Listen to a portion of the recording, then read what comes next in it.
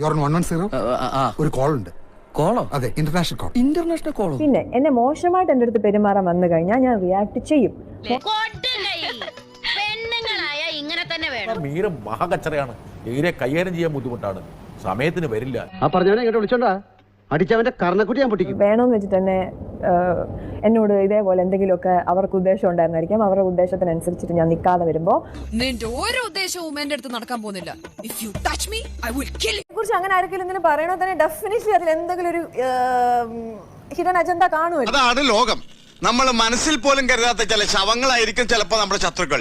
ഡ്രസ്സിനൊരു പ്രശ്നം വന്നപ്പം ഞാനത് കറക്റ്റ് ചെയ്യാൻ വേണ്ടി പോയപ്പോൾ ഞാനും കൂടി വരാം, ഞാൻ വേണമെങ്കിൽ റെഡിയാക്കി തരാം. കൗതുക ലേശം കൂടുതലാണ്, മാപ്പാക്കണം.